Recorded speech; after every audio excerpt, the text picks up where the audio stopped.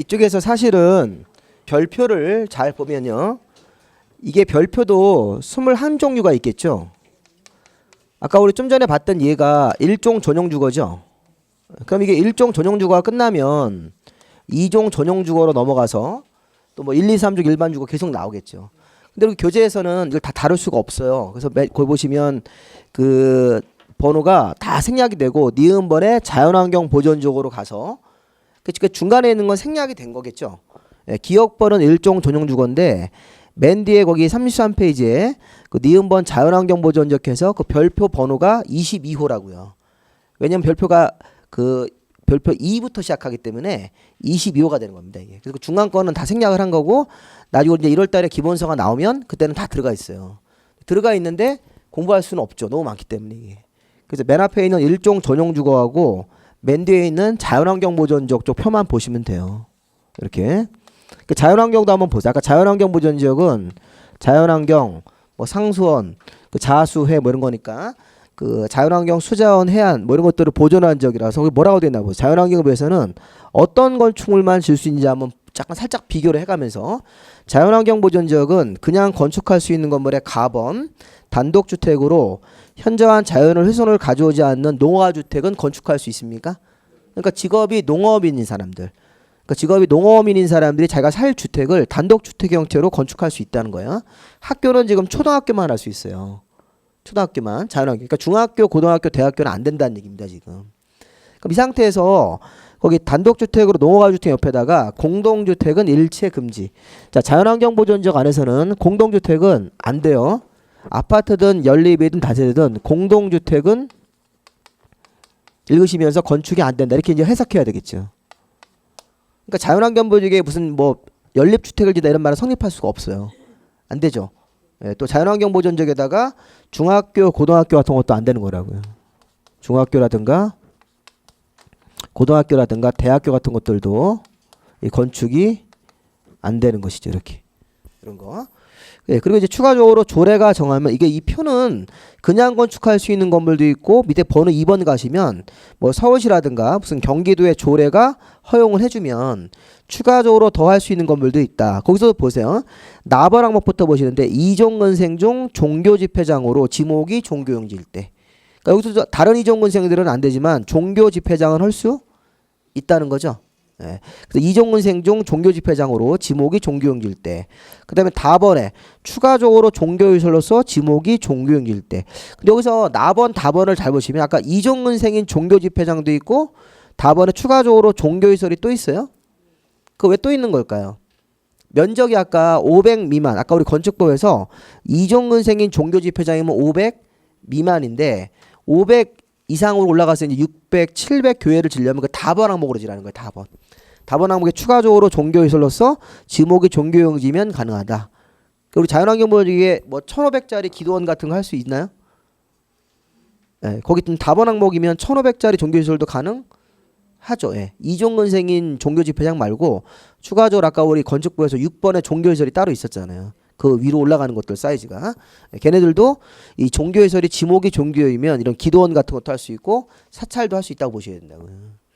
이런 걸 못하게 하면 우리가 종교 탄압이란 말이 나와요. 예, 우리나라는 이 종교인들의 그 영향이 굉장히 크지 않습니까? 뭐 이게 뭐 기독교든 무슨 뭐 카톨릭이든 뭐 불교든 간에 굉장히 영향이 크기 때문에 이런 건축자, 그러니까 그것도 종교라는 게 크게 자연환경 보존지역을 해야 하는 게 아니지 않습니까? 조용히 우리 사찰에서 이렇게 그런 것들을 또 친화적으로 짓으니까 이게 건축이 금지할 만한 건 아니라는 겁니다. 그래서 종교가 이종근생인 종교도 가능하고 추가적으로 종교들도 가능하고 밑에 양어장, 양식장 같은 것도 할 수 있고 국방, 군사시설, 군부대 같은 거 또는 발전소 같은 거. 이 발전소는 산속 같은 데가 있습니다. 자연환경 보존지역. 그 다음에 묘지 관련 시설 같은 것들이 자연환경에서 가능하다 이렇게. 그럼 지금 공부하면서 이 표에 있는 내용물들을 외울 수는 없어요. 건축 제한의 의미만. 건축 제한은 자 일단 용도 지역이 들어가면 일종 전용 주거지역 들어가서 표가 있었습니까? 표? 예, 그 표에 따라서 건물을 져야 된다는 얘기예요. 그리고 그런 표들을 쭉 이렇게 배우면서 맨 뒤에 자연환경 보존지역도 건축할 수 있는 건물들 표가 있다는 겁니다. 이렇게 표. 이렇게. 이게 건축 제한입니다. 그러면 건폐율 용도로 넘어가 볼까요? 그럼 건물을 짓더라도 건물의 크기가 있죠. 우리 건물의 크기가 이런 게 있어요. 건폐율이라고 하는 것은 이 건폐율 공식이 건폐율은 분모가 뭐였어요? 이게 백분율인데 대지 면적에 대해서 건폐율이 50% 이렇게 나오면 건축 면적이 50%만 지란 얘기죠. 그러니까 이게 무슨 얘기냐면 제가 대지 면적이 만약에 1000이 있어요. 1000. 대지 면적이 1000이 있다. 그런데 이 건폐율이 숫자인데 이 건폐율도 보면 원칙적으로 건폐율이 원칙적으로 이 21종류의 기준 숫자가 있다고요. 그럼 어디 있어요? 건폐율 숫자가 이제 이것도 우리가 한번 외워보려고 한번 해보는 건데 거기가 건폐율의 최대한도라고 그래서 다음 페이지 보시면 그 키포인트에 건폐율이 1종 전용 주거지역은 50%, 2종 전용 주거지역도 50%, 근데 1종 일반, 2종 일반 이렇게 올라갈수록 60, 60, 50, 70으로 바뀝니까? 이 건폐율 기준이 이렇게 바뀐다고요. 그래서 55, 66, 57, 뭐 상업지역은 98, 78 이렇게 바뀐다고요. 예, 그럼 이런 식으로 이제 건폐율이 바뀌는데 그 숫자가 이렇게 올라가면서 이제 정해져 있습니다. 그럼 이 숫자가 21종류의 기준 숫자를 이렇게 공부하면 네, 그거에 따라서 이제 건물을 짓는 거죠. 아까 제가 보세요. 1종 전용 주거지역에서 건물을 짓는다. 그죠? 아까 우리 1종 전용 주거지역 중에서 건폐율이 아까 우리 몇 프로였습니까? 50%죠. 50% 이하로 돼 있죠. 예, 그 표를 보고 찾아내면 그러면 최대로 진다면 자기 땅이 1000이니까 50% 이하니까 50%까지 적용을 해서 건축 면적이 500이 나와야 되는 거죠. 네, 그러면 저희는 건물 지을 때 전체 대지가 1000인데 1000제곱미터를 꽉 채워서 건물 지으면 안 된다는 거죠. 건축 면적이 뭔지는 아시죠? 네, 건물을 이렇게 지었을 때 이 건축물이 이 땅바닥 자체를 차지하는 면적이라고 생각하시면 돼요. 실제 이게 건축 면적은 이 건물에서 원래 1m 위에를 재는 거예요. 근데 그냥 개념을 처음에 재배할 때는 그냥 건축물이 땅을 차지하는 면적이라고 생각하시면 돼요. 정확하게 측정하는 것은 건축법 가서 배우는데 지표면이 아니라 1m 위에를 재는 거예요. 1m 위에를 재서 이제 그 건축물이 차지하는 땅을 차지하고 있는 이 면적 자체를 우리 건축 면적이라고 하고 반면에 우리가 용적률이라는 규칙이 있습니까? 네, 용적률은 똑같은 분모는 대지 면적이고 위에가 뭐예요? 연면적. 아까 제가 연면적은 이게 이을 연자라서 이게 바닥 면적이 합이죠. 연면적은 같은 동의어가 1층 바닥, 2층 바닥 바닥 면적을 다 구해서 이 바닥 면적에 뭘 구하면 합을 구하면 그게 연면적이 된다고요. 그럼 1층 바닥, 2층 바닥을 다 더해서 합하면 연면적인데 그럼 여기 보세요.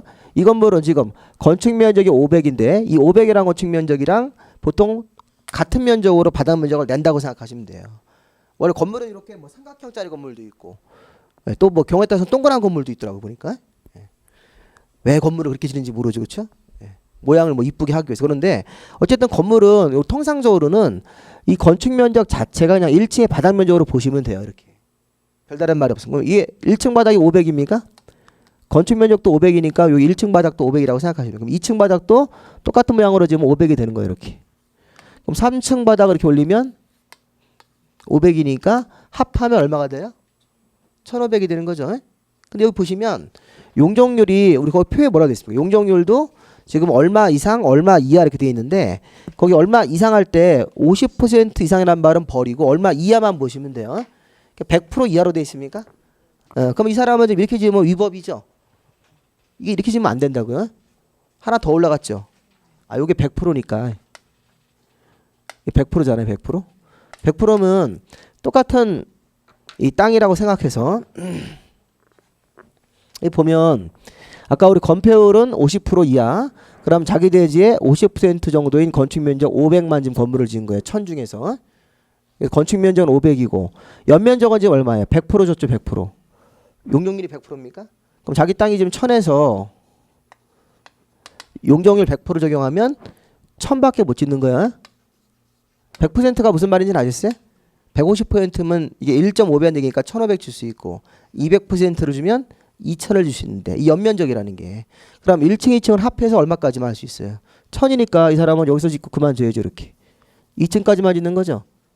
이렇게 규제가 딱 들어가는 거예요. 그래서 지금 건폐율은 대지에서 이 건물이 차지하는 면적입니까? 여기 거기 보면 중심상업종 보세요. 거기 중심상업종 90%까지 줄 수 있다고요, 건폐율이. 그러니까 중심상업지역, 일반상업지역은 98 막 이렇죠. 90, 80이니까 자기 대지를 넓게 쓸 수 있다는 거예요. 넓게. 근데 주거지역은 막 50%, 60%, 70%밖에 안 나오니까 최소한 자기 대지에서 이렇게 빈 공지를 만들어서 된다는 거예요. 주거지역 같은 경우는. 그 상업적 같은 경우는 건물을 이제 자기 대지를 넓게 차지해서 건물을 짓는 거고 그런 식의. 그 녹지 지역에 가보면 20%밖에 안 주죠. 그 녹지 지역 땅은 자기 땅 20%밖에 활용을 못 한다는 거예요. 건축 면적으로. 그리고 용적률 같은 경우도 상업적은 막 1,500%, 1,300% 이렇게 준다고요. 그러니까 몇십 층짜리 상가 건물이 막 올라가는 겁니다.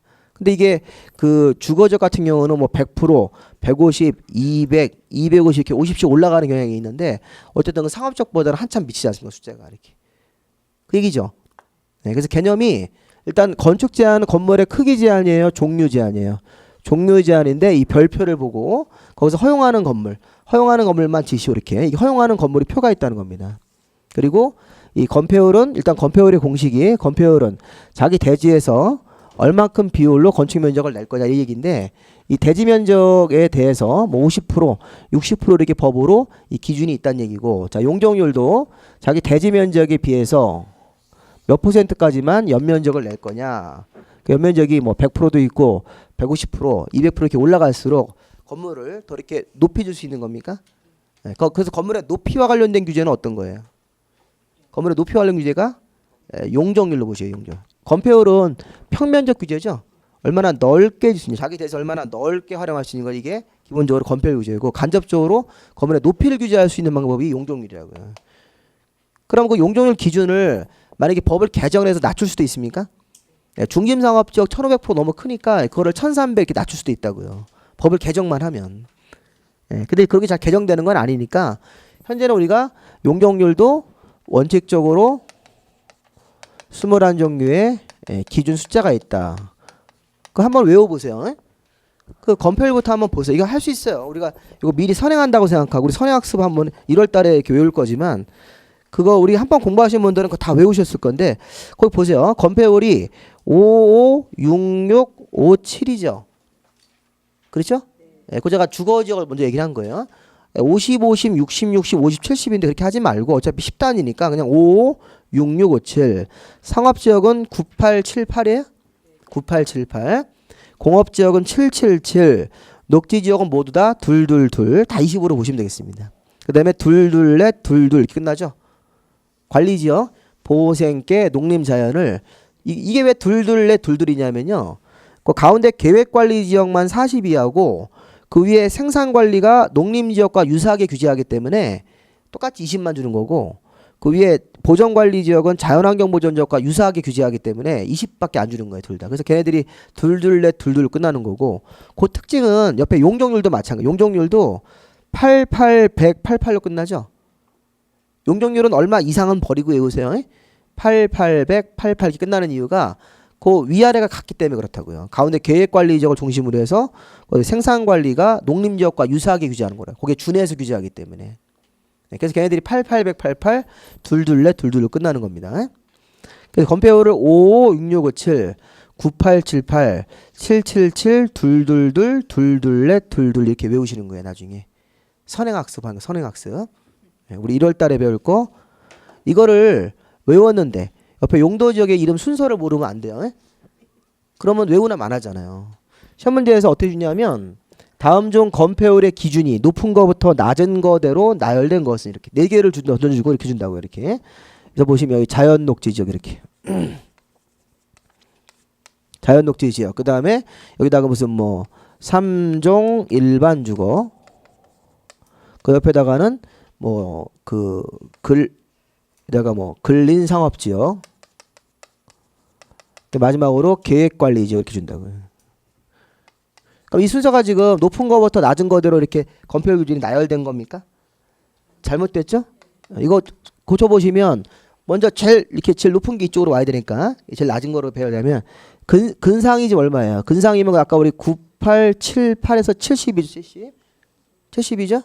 70 이렇게 찾아야 되고 여기 자연녹지는 아까 우리 녹지지역은 222이니까 20%죠? 20%. 우리 일반 3종 일반 주거지역은 55, 66, 57 할 때 52죠? 50%죠? 그 다음에 여기 계획관리지역은 아까 224, 22이니까 40 이렇게. 얘가 1등이죠? 그 다음에 얘가 이제 2등으로 와야 되고 얘가 3등으로 와야 되고 4등.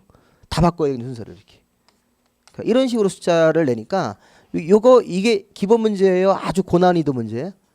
기본 문제로 보셔야 돼요. 이런 문제는 공부했던 기본이에요, 기본. 지금은 이제 처음이니까 처음 오면 되게 당황스럽죠. 막 21가지 이름도 지금 외울까 말까인데 거기다 대고 막 숫자를 외우라고 그러니까. 근데 이제 그렇게 연습을 하셔야 돼요. 그래서 이게 주거지역 1, 2종, 전용, 1, 2, 3종 일반, 준주거 이렇게 한 다음에 5, 6, 6, 5, 7. 그죠? 우리 전화번호 외우듯이 이렇게 외우시면 돼요. 술 드시고 대리운전 전화번호 외우듯이 55국에 6657. 이렇게. 상업지역은 9878. 9878.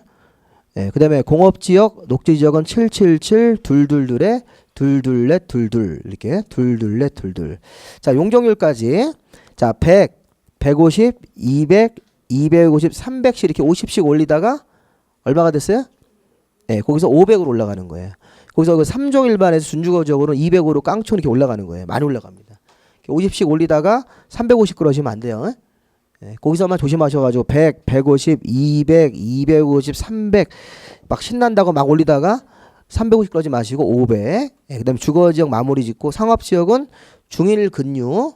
그런 다음에 1500, 1300, 900, 1100. 이건 이제 200씩 빼는 느낌인데 거기가 이제 중일 근유로 외웠으니까 1500, 1300, 900, 1100. 옆에 학원 같은 데서는 중일 유군이라고 외워요. 중일 유군 외운 다음에 1500, 1300, 1100, 900 이렇게 하셔도 돼요. 여러분들 마음대로 하셔도 돼요. 근데 이게 원래 순서가 중일 근유예요. 중일 근유. 원래 법조문 순서가 중일 근유. 중학교 1학년 되면 근육이 생긴다 이렇게 외우는 거지 않습니까? 1500, 1500, 1300, 900, 1100.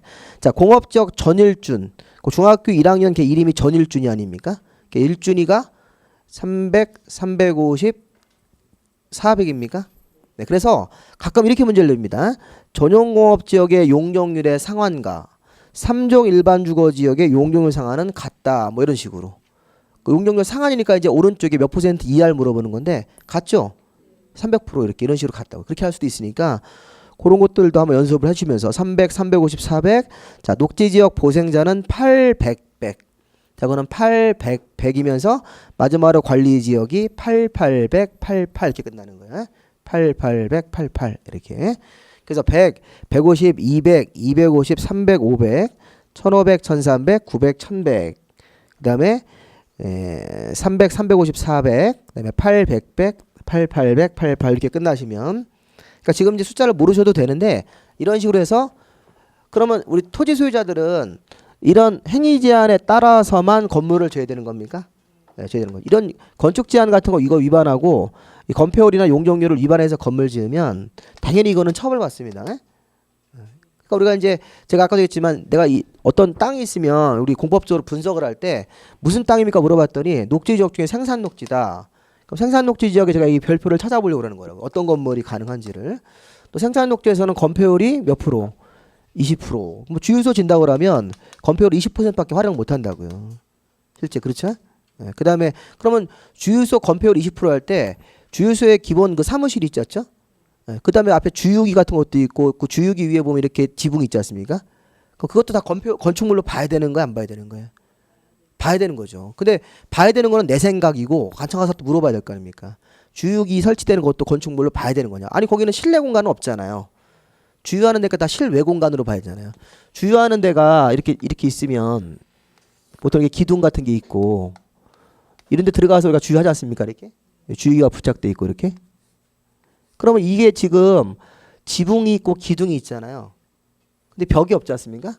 벽이 없으니까 이게 실외 공간이랑 똑같잖아요. 똑같이 이렇게 겨울에 바람 불면 춥잖아요. 근데 이걸 건축물로 나는 볼 거야. 옆에 이제 건물 주유소 사무실이 이렇게 있고 주유소 부지는 쭉 이렇게 있는 거고 이렇게. 그래서 건폐율을 따질 때 얘를 건물로 봐야 되는 거냐? 건물로 보면 이거 합쳐가지고 이제 건축 면적으로 내야 될 거 아닙니까? 그런 건 이제 궁금한 거잖아요. 그런 건 이제 가서 물어봐야 되죠. 건축물로 봐야 되냐? 그러면 뭐 내 생각대로 본다. 이것도 건축물로 봐야 된다는 거예요. 벽이 없어도 지붕하고 기둥만 있으면 이거 건축물로 본다고요. 건축법에 따라서 봐야 되는 거죠. 예, 그래서 당연히 건축물이 되는 겁니다. 이것도. 벽이 없어도. 근데 이게 실외 공간처럼 쓰더라도 지붕이 있고 건물만 있으면 건축물로 봐야 돼요. 여기 본 건물 사무실하고 이런 거하고 합쳐서 또 이것은 세차기 같은 게 있어요. 세차기 건축물이 아니에요. 그건 아니에요. 그건 아니에요. 세차기는 땅에 부착되어 있는 게 아니잖아요. 세차기는 여차하면 떼서 옮길 수도 있어요. 아니, 세차기가 이렇게 자동 세차하는 거 있지 않습니까? 거품 세차 이거. 그거는 건축물은 아니라고요. 그거 물어봐야 될 거 아니에요, 가서. 그런 걸 이제 다 우리가 이제 하나씩 확인하면서 이제 배우는 거죠, 실무적인 거. 그런 거는 시험 볼 때 배우진 않아요. 세차기가 건축물이냐 이렇게 물어보진 않는다고. 그러니까 이게 건축법에서 건축물은 땅에 고착돼 있어야 돼요. 이동이 쉽지 않아야 된다고. 근데 이게 빼가지고 금방 옮길 수 있는 것들이 있습니까? 그런 거는 건축물로 보면 안 된다고요. 그래서 이 건축물로 보는 그런 어떤 그 실무적인 그런 어떤 방법이 있어요. 이 건축물로 봐야 될지 건축물이 아닌지 그런 건 이제 우리 건축법 가서 배우시는 겁니다. 그 이제 공법이 깊이 들어가면 이제 별별 애매한 거를 따지는 게 여러 가지가 있는데 하다 보면 이제 조금 이제 세부적인 사항을 볼 줄 알아야 되겠죠. 그런 거는 하나씩 딱 경험으로 판단하셔야 되고, 여러분들 실무하실 때는 그런 자료를 잘 모아서 이게 건축물이 된지 아닌지를 이렇게 많이 물어보고, 그래서 이제 부동산 하실 때는 잘 모르면 옆에 부동산에 막 물어보고 막 이래요.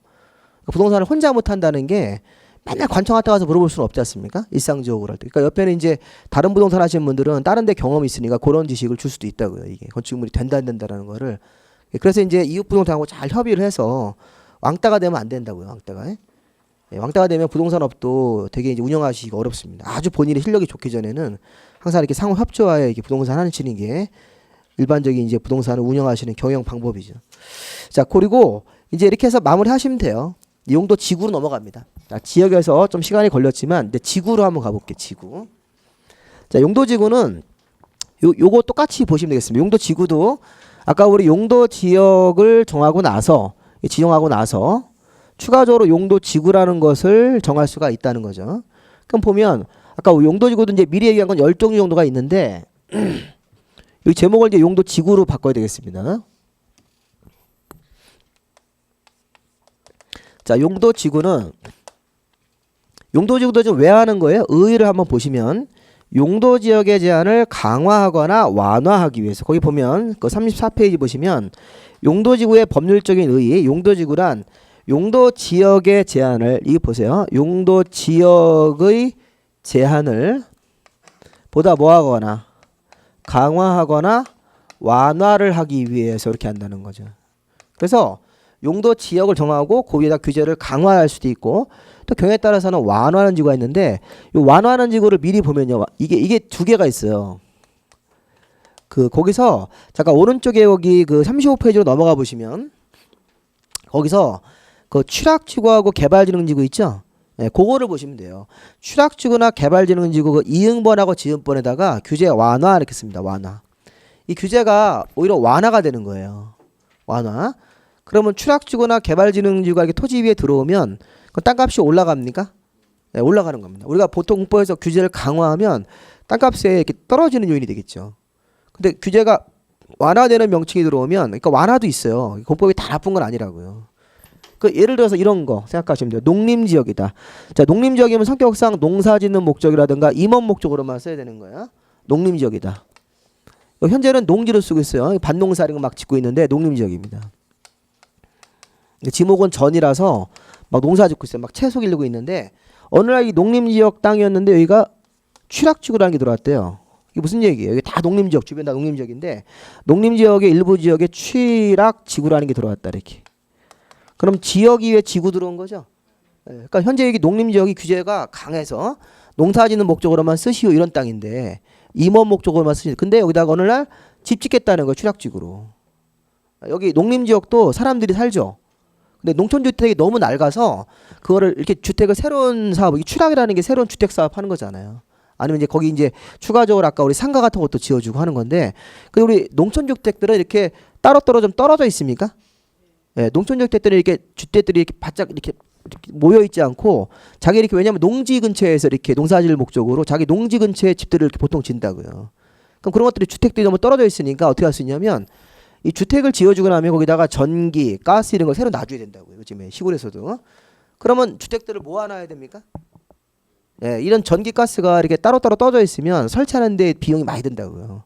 예, 그래서 이런 전기라든가 수도 같은 것들을 잘 공급해주고 또 새로운 주택 사업을 할 때 이런 취락지구 사업을 해주고 거기다가 일부 상가를 지어서 이때 주민들의 편의를 도모하기, 이게 취락지구 하는 거라고요. 아니면 개발진흥지구도 주거나 상업이나 공업이나 유통, 물류, 관광 기능으로 집중적으로 개발하는 지구다. 이거 좀 보세요. 여기가 자연환경 보전지역이에요. 그럼 개발할 수 있어요, 없어요? 용도 지역상 이제 하나씩 하나씩 배워갑니다. 자연환경 보전지역이다. 야, 이게 자연환경 보전지역이면 개발이 안 되는 땅이죠. 말 그대로 자연환경을 잘 보존하면서 현 상태를 그대로 유지하라는 거야. 근데 여기서 지금 막 뜨거운 물이 막 나와. 뜨거운 물이 막 나온다고요. 밑에서. 온천 발견된 거죠. 그러면 개발해야 돼? 네, 자연환경 보존지역이니까 온천 못 나오게 막 틀어 막아야 됩니까? 그러면 안 되잖아요. 이거 개발해야 된다고 이거는. 그러니까 이렇게 우연한 기회에 자연환경 보전지역에 가서 온천이 나왔다. 온천의 수질을 보니까 뭐 굉장히 좋다. 뭐 아픈 사람이 가서 물 담그면 뭐 다 난다 이런 거라는 거예요 지금. TV 보면 맨날 좋은 거 투성이죠. 그래서 뭐만 먹으면 몸에 좋다지 않습니까? 근데 뭐 보면 그냥 다 거의 뭐 먹으면 몸에 좋다라는데 먹어도 뭐 하나 좋아지는 것도 없고 뭐 그런 것 같아서. 그러니까 이게 그러면 이 보세요. 여기다 온천이 나왔다. 그러면 여기다가 뭐 하면 돼요? 개발지능지구. 이거 해야죠. 네, 거기 보면 그 개발지능지구가 관광 목적도 있습니까? 이렇게 되는 거예요. 그럼 여기다가 나중에 배우실 건데 이런 관광 목적으로 관광 휴양개발지능지구를 우리 행정청이 해준다고요. 그럼 자연환경보전지역을 다른 거로 바꾸지 않은 상태에서 용도지구인 개발지능지구를 정해서 그 지역을 개발할 수 있다는 거예요. 온천 같은 그런 관광지로. 그리고 여기다가 뭐 숙박시설도 짓고 막 이렇게 해야 되겠죠. 개발지능지구. 식당도 해야 되고 이렇게 이런 거. 그럼 이런 땅 가진 분들은 이제 우연한 기회에 돈을 벌 수 있는 땅이 되는 거죠. 근데 이런 기회가 쉽지는 않겠죠. 이거 뭐 자연적인 현상 같은 게 어디서 생길지 모르는 거니까. 그러니까 이런 식으로 해서 우리가 이 용도지구라는 것을 규제를 완화해서 개발을 할 수 있게끔 하는 경우도 있고 대부분 규제를 강화하는 거죠. 거기 뭐 경관지구, 미관지구 다 이게 건물에 층을 제한해 버린다고요. 그 주변에 경관 같은 거. 우리 저기 서울의 남산 밑에가 경관지구예요.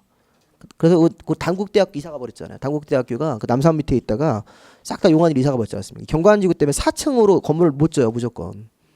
그 남산에 이렇게 있고 그 남산 밑에 있었는데 거기서 건물을 좀 10층 이렇게 지려고 했는데 이거 건국대학교 이런 데는 똑같 건물 막 짓잖아요. 그런 경관지구 아니니까 막 건물 져서 그 많은 이제 그 학교의 어떤 발전 이런 거 하는데 일단 건물이 크고 좀 이래야지 좀 유치하는 게 많고 그런데 그게 안 되니까 다 팔아버리고 이사를 가버렸다고요. 그래서 서울시랑 경관지구 해제를 논의했는데 이게 해제될 수가 없죠. 단국대학교 건물 이렇게 10층으로 지으면 이렇게 학교 남산이 이렇게 보이는데 여기까지 올라가는 거예요. 이렇게 학교가. 남산에 이게 경관이 가리잖아요. 여기 단국이라고 써 있고 막 그러면. 근데 지금은 이렇게 4층에서만 밑에서만 노는데 이렇게 올라가면 이렇게 가린다고요.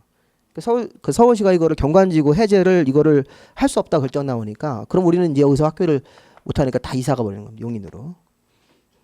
그래서 이제 그쪽 지역에 뭐 상권이 뭐 어떻게 됐네 이런 얘기를 하는데 그 어쨌든 이런 게 그게 다 경관지구니까 경관지구나 미관지구 들어가면 건물의 층 같은 걸 제한해. 고도지구도 건물의 높이를 제한해 버립니다 이게.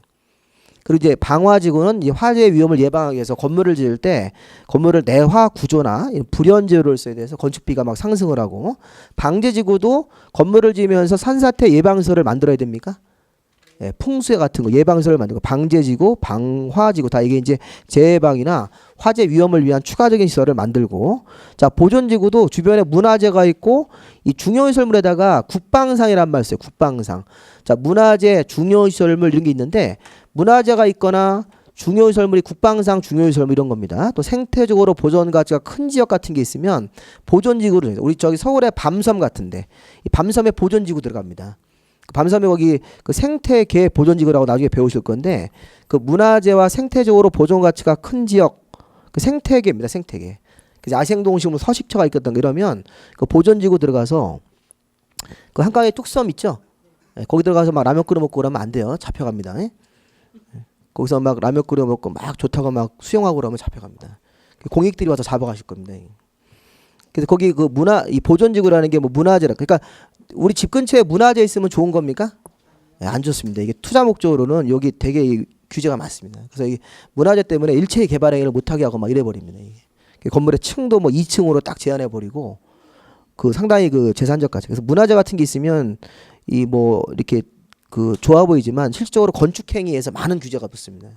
이 보존지구 때문에 시설보호지구도 학교, 뭐 항만, 공항이라든가 이 공용시설인데 그런 거 좀 미리 좀 보세요. 중요시설물은 아까 우리 보존지구죠. 근데 이 중요시설물은 국방상 중요시설물이고 이 공용시설은 이 정부 청사를 말하는 거예요. 정부 청사. 이 공용시설은 정부 청사니까 저 세종시 같은데 아니면 아직도 우리 광화문의 일청사, 대통령 우리 청와대 이런데 청와대라든가 외국 대사관은 다 이게 공용시설입니다. 정부 중앙부처들 뭐 청사 뭐 국회 이거 다 이게 공용설이어서 공용설 국회에는 이 공용설에 관한 시설보호지구라는 게 있어요. 그래서 그 국회에서 뭐 반경 몇 킬로미터 안에서는 뭐 어떤 건축행위는 금지되고 이런 게 다 있다고요. 뭐 청와대 근처에서 막 건물 함부로 짓고 그러면 안 될 거 아닙니까? 그런 거. 학교, 뭐 공항설 보호지구, 추락지구나 개발진흥지구는 규제를 완화하고 특정 용도 제한지구라는 게 있었다. 자, 그러면 이게 또 보세요. 아까 맞춰보시면, 자, 아까 용도지구도 보시죠. 용도지구도. 자, 용도지구의 의의를 보시면, 그 뭐라고 되어 있습니까? 용도지구도 용도재개 제한을 강화, 완화하여 이렇게 적용한다. 이게 이제 가장 중요한 목적이고, 그리고 미관 경관 안전을 특별히 더 도모할 필요가 있을 때, 아까 그래서 이제 경관지구, 미관지구 이런 개념이 나오는 거라고요. 근데 용도지구는 서로 중복이 됩니까? 한 필지 토지 위에 서로 중복이 가능하다. 이런 거 한번 이렇게 할까? 용도 지역에서는 중복이 안 됐는데 지구에서는 중복이 가능하다. 자, 종류. 자, 용도지구는 현행 법령상 종류가 그 10종류가 있는 거죠? 10종류가 있습니까? 네, 거기다가 그 종류에다가 10종류라고만 쓰시면 돼요. 세부는 종류를 알 필요가 없어요. 그냥 현행 법령상 용도 지구는 종류가 여기 10종류가 있다 이렇게. 그래서 그 이름이나 한 번씩 보시면 돼요. 이렇게 경미가 그 앞 글자를 따서 제가 한번 모아볼게요. 경미가 우리 시험처럼 국가 자격 고시를 보고 이렇게 경미가 고시보 이렇게 경관 미관 고도 시설보호지구 보존지구. 그 다음에 추락지구 있었죠? 취, 개, 그 다음에 방, 특 이렇게 해서 10종류 이름을 우리가 외워주셔야 된다고요. 경미, 고시보, 취, 개, 방, 특 이렇게. 뭐 이거 이상한 이름을 막 만드는데 그냥 이렇게 하세요. 경미가 고시보, 취, 개, 방, 특. 이게 취락지구, 개발진흥지구, 방화, 방제, 특정 용도 제한 지구입니까? 네, 근데 우리 여기서 이제 하나만 더 알려드리면 이건 어려운데 자 일단 이 10가지 이름을 보시고 나면 이런 거 없어요. 문화지구라는 거 있습니까? 문화지구? 문화지구라는 거 현행 법령상 명칭이다 아니다? 이런 거 없어요. 문화지구라는 명칭 같은 거 들어가시면 안 된다고요. 문화지구라는 것도 없고 그 다음에 우리 옛날에는 여기서 위락지구라는 게 있었어요. 옛날에 이게 12종류라서 위락지구라는 거 이게 다 없어진 거예요. 위락지구라든가 옛날에는 리모델링 지구라는 게 있었어요. 네, 이런 거는 현행 법령상 리모델링 지구, 리모델링 지구, 위락지구, 문화지구는 현행 법령상 10종류의 이름이다 아니다. 네, 아니다라는 사실을 한번 확인을 좀 하실 필요가 있겠습니다. 그리고 여기 세분 작업하는 거, 요거 세분 작업하는 거, 이 세분 작업은 이게 여기서 지금 보세요. 방화하고 이 특정 용도 제한 지구를 이렇게 지우시면 돼요. 그럼 몇 개 남습니까? 8종류가. 그 8종류를 이렇게 얘기해요. 대통령령에 따라서 이 법률 밑에 있는 대통령령이라는 규범으로 8종류를 빼서 빼보면 제가 다시 한번 적어볼게요. 8종류 이겁니다. 경미, 고시보 이렇게 보죠? 그 다음에 취개, 취락지구하고 개발진흥지구하고 뭐가 있었어요? 이제 방제지구 이렇게 방제 8종류죠. 이걸 빼서 이 경관지구가 우리 거기 보면 그 35페이지에 대통령령에 의한 세본이라고 되어 있습니까? 그 대통령령으로 경관지구를 다시 이거를 자수시 이렇게 막 또 다시 한번 또 나눠야 된다고요. 왜냐하면 경관지구도 산지니까 산에 가서 경관을 지으면 이게 자연경관지구고 수변이라는 게 물가예요. 물가. 바닷가라든가 저수지라든가 강가에 가보면 그런 지역들은 수변경관지구라는 걸 하는 거고 도심지 안에 들어와서는 시가지 경관지구라는 걸 하는 거예요. 양호한 주거적이 있으면. 그러니까 좀 이렇게 되면 이제 어려워지죠. 이게 경관지구가 자수시, 미관지구는 중역일 이런 거.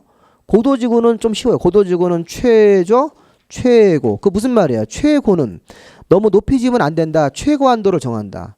최저고도 지구는 너무 낮게 지으면 안 된다도 있습니까?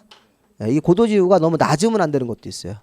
최저 한도, 최고 한도 이런 게 있어서 최고고도 지구, 최저고도 지구 이렇게 나눠가지고 고도 지구를 정합니다. 그다음에 뭐 보존지구, 아까 문화재 같은 게 있으면 역사, 문화, 환경 이거 읽으면 뭐 합니까, 그렇죠? 외워지지도 않는 거. 이렇게 세분이 된다는 거예요. 그래서 이게 나중에 우리가 이런 세분 명칭까지 설명을 해드릴 겁니다. 일단 경관지구나 하나 봐세요. 자수시, 미관지구는 중역일 이렇게 자수시 중역일 이런 거. 그래서 이제 그런 식으로 해서 쭉 넘어가시면 돼요. 그래서 그 뒤에 가보시면 취락지구도 뭐 자연과 집단이 있고 개발지능지구도 주거, 산업유통, 관광휴양, 복합, 특정 이렇게 해서 이 주산, 관복, 특 이렇게 외우실 거예요. 나중에 주산, 관복, 특. 주산학원 원장 이름이 관복인데 관복이가 주산 특기다 이렇게 외우시는 거예요. 주산, 관복이의 특기다 이렇게. 취락지구는 취락지구에다가 집 졌으니까 오늘부터 그 집에 가자라고 자집 이렇게. 새집가 자라고 자집. 오늘부터 그 집에 가서 자라 해서 자집 이렇게. 그렇게 이제 그 앞글자를 다서 이렇게 외울 거니까 지금은 그냥 그 정도까지만. 자, 그러면 이제 아까 용도 지역은 21종류입니까? 네. 용도 지역은 여기 세분 용도 지역 할 때는 크게 4종류. 세분하면 21종류라서 그 21종류 이름까지 다 외우셔야 돼요. 지구 할 때는 그냥 10종류 정도 이름만 아시면 돼요. 10종류 이렇게 이름 아시고 이 중에서 8종류를 빼가지고서 이렇게 막 세부 명칭을 막 붙일 수 있다는 거예요. 이렇게. 지금 세부 명칭은 알 필요 없어요. 이것까지 알려면 이 머리가 이제 또 굉장히 또 어려워지고 힘들어집니다. 이게. 머리 아파진다고요. 그냥 경관지구는 이렇게 뭐 자수시라는 게 있는데 이런 10종류의 기본 명칭 중에서 일부 8종류를 빼가지고선 이 대통령용으로 막 세분 작업을 막 해줘야 된다고요. 지금 이것까지는 알 필요 없습니다. 그 선행학습 하시려면 본인이 하셔도 돼요. 우리 선행학습은 본인이 따라갈 수 있으면 하면 못 따라갔으면 하지 마세요. 나중에 해야 될 거니까. 우리 애들도 선행학습 영어 수학 잘하는 애들은 막 지들이 하잖아요. 고1 때 정석책을 다 떼어버린다니까 애들이. 그런 애들은 이제 뭐 하는 거예요. 이제 다른 거 제가 못하는 공부도 이렇게 열심히 하고 막 이래버린 친구들이 있어서 그 뭐 학원 선생님들이 그러더라고요. 잘하면 따라가면 되고 못하면 하지 말래요. 그거 가다가 다른 것까지 놓치니까. 그리고 공부도 잘하시는 분들은 본인이 와서 막 찾아서 하시잖아요. 가르치 그런 분들은 제가 편한데 이제 대부분 이제 못 하시니까 하나씩 하나씩 다 넣어드려야 되는데 넣어드려도 이제 소화를 못 시키셔가지고 나중에는 이제 체하시죠. 많죠 공부 양이. 생각보다 많습니다. 중개사 공부가 이게 옛날에는 저 시험 볼 때는 이 공부 양이 지금보다 훨씬 줄었어요. 한 40%. 지금 공부할 분량이 100이면 40%만 공부하면 돼요. 근데 지금은 공부할 분량이 굉장히 많아졌습니다. 그래서 옛날에 9회 때 시험 붙었는데 그때야 뭐 옛날 시험이니까. 그때 또 8회 때 시험이 되게 어려웠었어요. 근데 8회 때 어려웠다는 시험이 지금 나오면 되게 쉽게 나왔던 시험 수준이에요. 그 7회 때는 더 쉬웠고 7회 때까지도 쉬웠고 이제 8회 때가 좀 어려웠습니다. 그 8회 때 조금 이제 부동산학 개론 이런 게 굉장히 어렵게 나왔어요. 민법도 되게 어렵게 나오고 막 그래가지고. 그러니까 옛날에 8회 때 민법 문제는 그때 그 당시에 판례가 처음 나온 거예요. 판례가. 원래 그 판례 이전부터는 판례라는 게 없었어요. 민법에서. 그냥 법조문 그대로 내고 틀린 걸 찾으라예요. 그러니까 우리 민법 법조문 읽어보면 되게 쉽잖아요. 쉽다고 느끼죠. 실제 이제 그게 판례랑 이렇게 적용을 하려면 힘든 게 많다고. 근데 그 당시 판례에서 뭐 이렇게 짜장면 만들다가 전기가 나가가지고 그때 이제 전부무효 일부무효 이런 걸 그렇게 물어본 거예요. 짜장면으로 물어본 거라고요. 전부무효 일부무효 이렇게 안 내버리고. 그러니까 이제 그 당시에 시험 본 사람들이 그런 문제를 안 다뤄봤기 때문에 다 떨어졌다고요. 8회 때. 그대로 이제 9회 때는 그렇게 이제 어려워지니까 또 생각보다 좀 쉽게 내고 이렇게. 그래서 이제 그럴 때 이제 또 우연하게 시험 보신 분들은 이제 붙고 이렇게 되는 건데 우리 시험은 이제 그 당시보다는 좀 공부량이 좀 많아졌지만 그때 하다 보면 잘 하다 보면 충분히 우리가 또 공부할 수 있는 분량이 됩니다. 자, 여기 이제 하나 남았는데 지구 안에서의 자, 이번에 이제 보세요. 자, 용도 지구 안에서도 행위 제한을 배웁니까? 아까 지금 보면 용도지구를 왜 하는 거냐. 용도지역 제한을 보다 강화하거나 완화하기 위해서 10종류의 지구를 정하고 중복도 가능하고 10종류 이름 한번 쭉 받고 그러니까 용도지구가 들어가면 토지 소유자들이 받는 또 제한이 있겠죠. 근데 여기 한 개, 이거는 3개가 아니라 이건 한 개예요. 한 개. 이런 걸 잘 보셔야 돼요. 용도지구 행위 제한이 이게 없어요. 건폐호라고 용적률이 우리 법에 안 써 있어요. 그러니까 건폐 용적률은 그냥 용도 지역으로만 적용하시면 되는 거예요. 지구를 배울 때는 이 건축 제한 요거 하나만 보시면 돼요. 건축 제한. 지구 쪽 행위 제한은 뭐만 있다? 건축 제한만 있다는 거예요. 그래서 그거 한번 보세요. 그 교재 보시면 양가로 3번 행위 제한.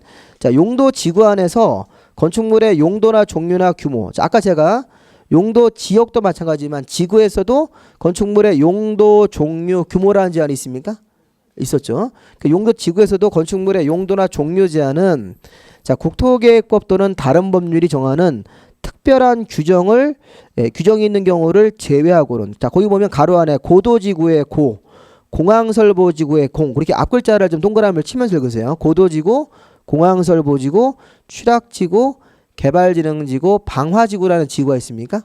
그 5가지 지구만 예외고 나머지 지구들은 맨 끝에 결론을 잘 보세요. 특별시광역시 자치자치도 시군의 조례로 정할 수 있다.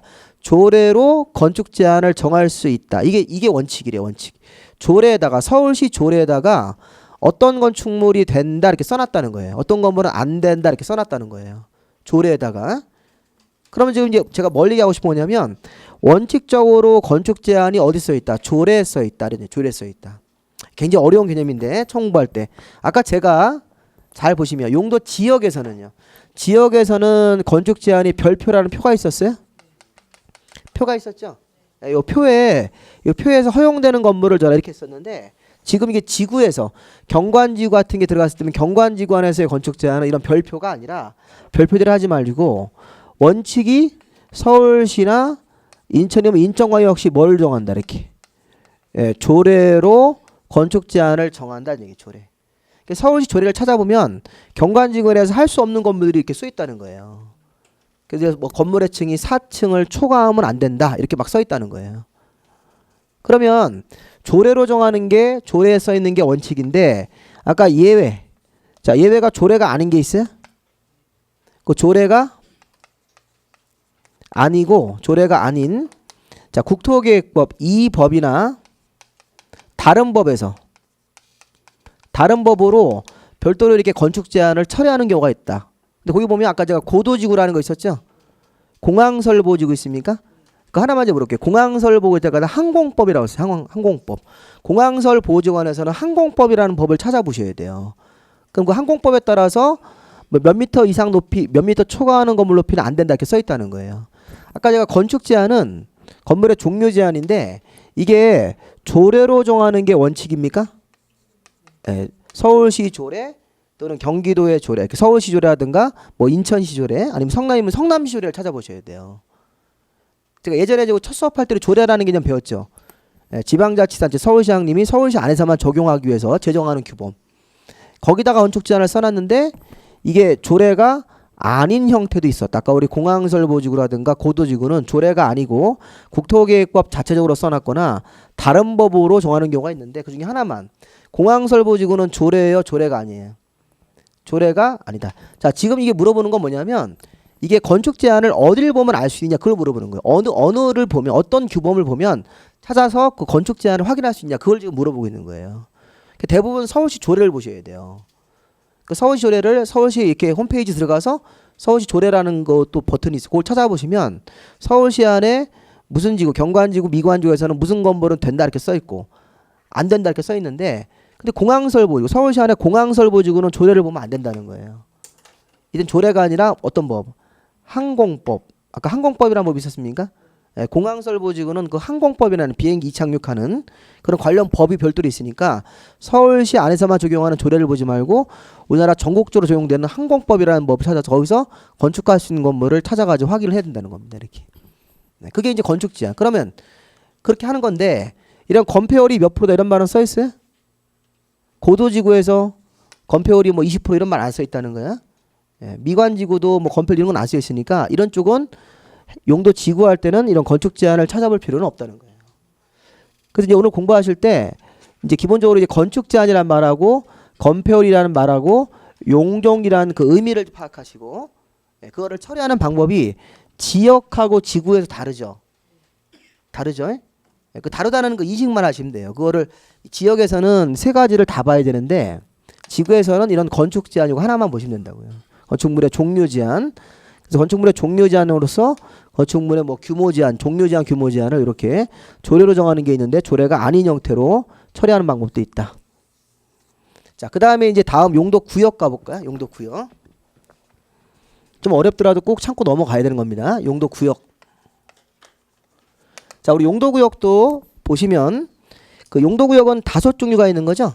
네, 그래서 용도 구역도 일단 거기다 이렇게 적으세요. 그 제목에다가 의 적으세요. 의가 좀 빠졌는데 자, 용도 구역이라는 게 개발 제한 구역, 지어졌네요. 도시자연공원구역, 시가와 조정구역, 수산자원보호구역, 입지규제 최소구역인데 그 용도구역도 의라고 쓰시고 이렇게 용도 지역 및 용도 지구의 제한을 보다 자 이것도 강화하거나 완화하는 목적으로 들어간다고 생각하시면 돼요. 이렇게 자 용도 지역 및 지구의 제한을 강화하거나 완화하여 규제를 따로 정함으로써 이렇게 규제를 따로 정함으로써 그러니까 우리 용도 구역이 들어가면 용도 구역이 용도 지역보다 더 우선하는 거예요.